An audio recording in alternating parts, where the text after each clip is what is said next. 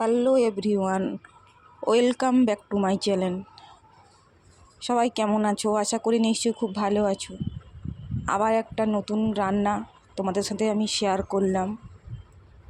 আলু দিয়ে মশলাদার পরোটা, খুব সুন্দর খেতে। আমি এটা প্রায় করেই থাকি, বর্ষা টর্ষা পড়লে প্রায় করেই থাকি। আমি প্রথমে আটাগুলোকে মেখে ঢাকা দিয়ে রেখে দিয়েছি।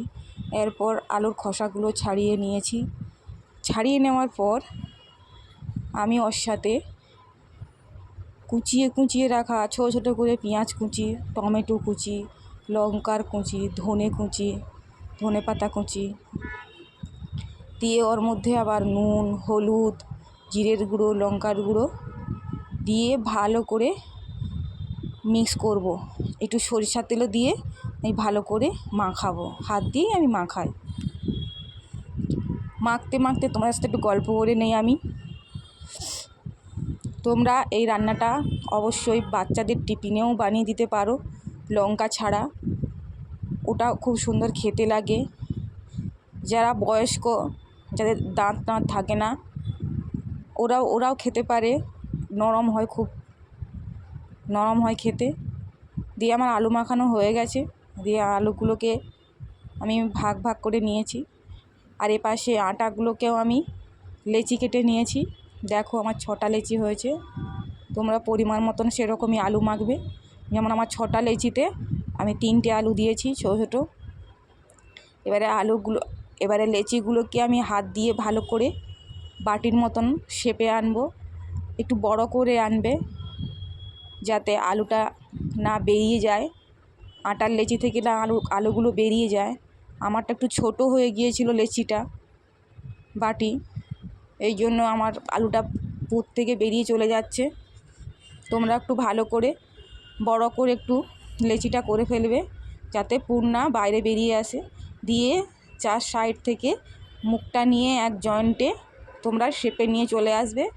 দিয়ে মোটামুটি গোল আকারে হাতের মাধ্যমে একটু গোল আকার করে নেবে। এরকমই করে আমি সবগুলোই আটাতে পুরগুলো নিয়ে নেব। মোটামুটি আমার 5টা পুর নেওয়া হয়ে গেছে। আমি এবার বেলবো। তোমরা এটা বাড়িতে অনেক রকমই তো খেয়েছো, এইভাবে একবার করে খেও, নিশ্চয়ই খুব খেতে ভালো লাগবে। অনেক রকমই অনেকভাবে পরোটা খেয়েছো, এই মশলাদার পরোটা, আলুর পরোটা একবার বাড়িতে বানিয়ে খেও।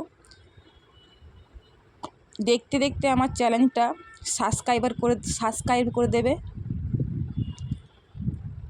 আর লাইক, কমেন্ট, শেয়ার করতে ভুলবেন না বন্ধুরা। দেখো আমি এই রকমইভাবে সব রুটিগুলো করে নেব।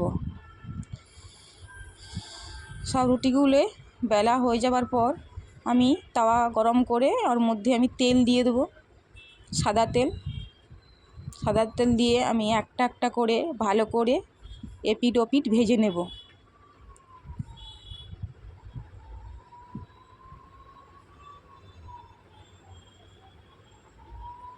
পাঁচটা আমার ভাজা দেখো খুব সুন্দর ফুলকো ফুলকো হবে পরোটাগুলো। সব ফুলকো ফুলকো হয়ে গেলে আমি তোমরা সস দিয়েও খেতে পারো, এমনি গরম গরম খেতেও পারো। খুব সুন্দর খেতে লাগে, খুব সুন্দর টেস্টি একটি খাবার আলুর পরোটা। তার সাথে আমি সস নিয়ে নিয়েছি, থালায় করে আমি নিয়ে নিয়েছি সবগুলো ভেজে। এবারে খাওয়ার জন্য আমি থালায় করে পরোটা আর সস নিয়েছি। দেখো বন্ধুরা, তোমাদের ভালো লাগলে নিশ্চয়ই কমেন্ট, শেয়ার, লাইক করে দেবেন। থ্যাংক ইউ বন্ধুরা।